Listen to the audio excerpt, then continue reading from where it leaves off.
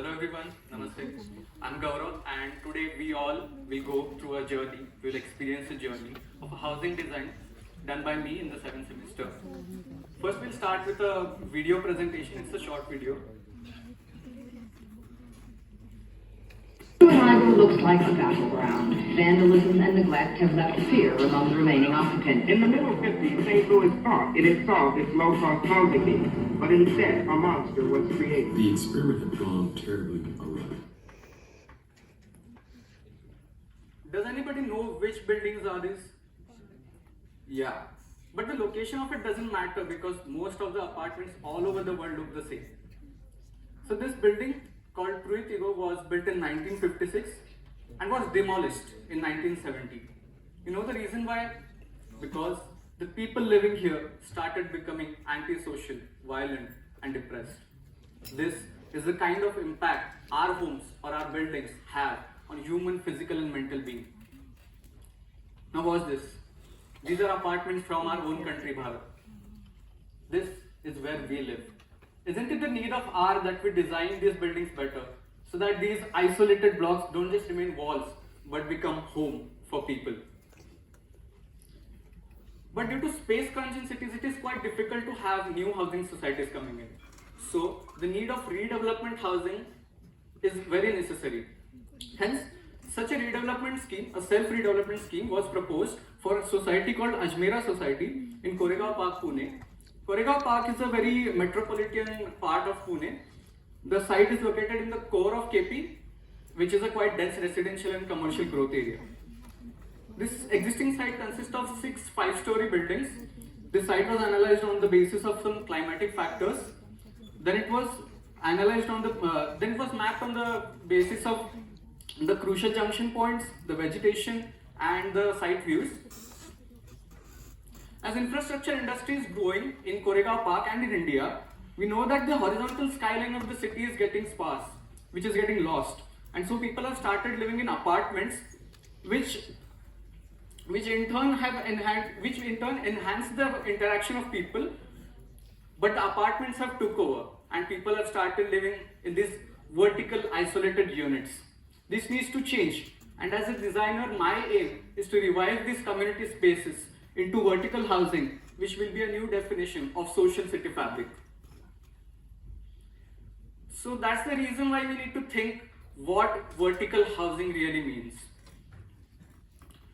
So I designed a project called Abode XYZ.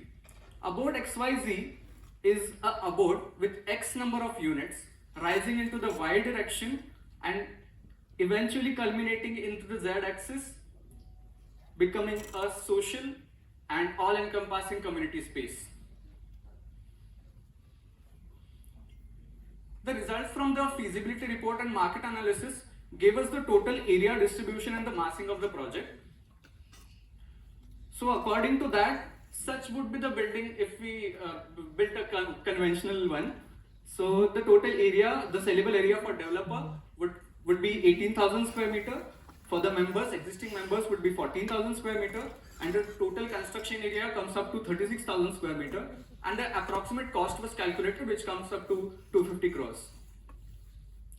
So according to that, the unit plans were to be derived. So according to the area distribution and the total mass, 4 typologies of units ranging from 100 square meter to 180 square meter were derived. With the permissible FSI of 2, total of 140 units were to be designed. The design process started with the thought that these unit blocks would be designed in such a way that they are not restricted to the conventional structural system.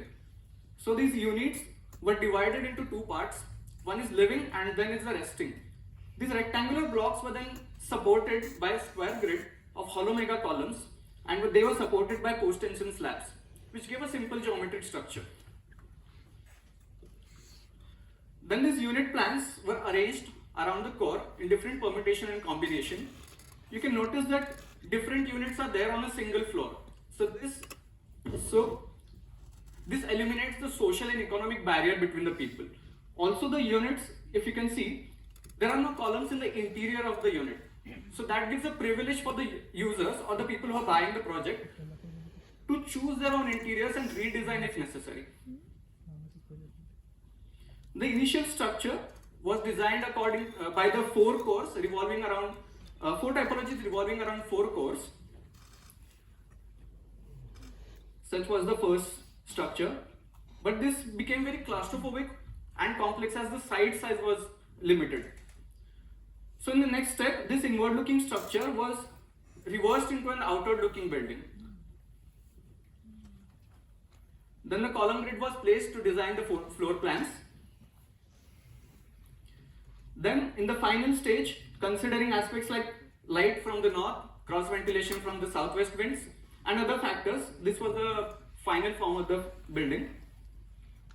Moving on to the detailed floor plans, the society has two basements with the parking capacity calculated, and the efficiency of parking is 27.5%.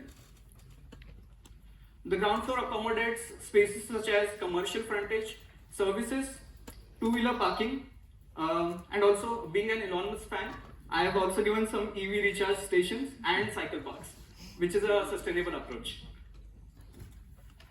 So this commercial frontage also acts as a community space for people living in Koregaon Park, as Koregaon Park is a very metropolitan and cultural hub of the town.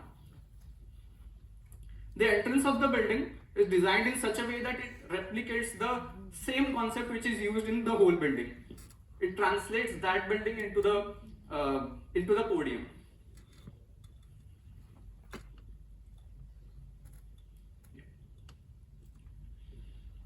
So the ground floor accommodates amenity spaces and a few garden apartments. So the spaces on the ground floor, the podium, inhabits amenities such as children play park, swimming pools, meditation and yoga center. Then we have a few seating areas, amphitheater, multi-purpose hall, then a walkway. Such spaces in a housing society allow people to spend time with each other, which in turn enhance this social life.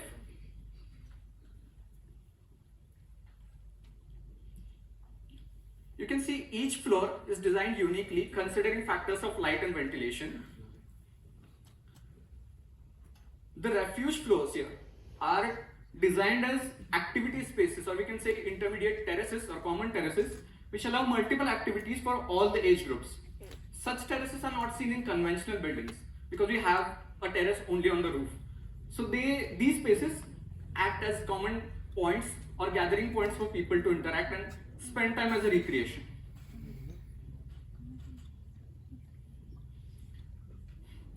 The orientation of the units here is in different direction. So this gives a privilege for the users or who are buying the project to choose the unit as per their space planning requirements, as per the facade they want, or if they have any vastu requirement. The intermediate spaces also inhabit a vertical farming area which involves or which inculcates a sense of belonging with nature. The services here are taken care by the hollow mega columns. So it allows the easy formation of plumbing and electrical lines through the duct without using the conventional ducts. The inclusive spaces on the podium allows other visitors to be a part of this project. You can see the structure tapers and rises from the northern facade and it gradually decreases. This allows north light to penetrate into the structure and it makes the core spaces and the lobby spaces well lit and ventilated.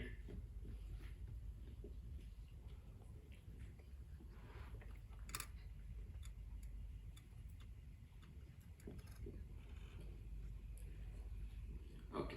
On the last floor, we have a few solar panels, which is a renewable energy source for the society. With 21 floors and 140 units, the total height of the structure rises up to 67 meters. This is not just an apartment with units for people, but is an experiential and experimental living. If only the walls were to be created, this world would be a cage trapped within.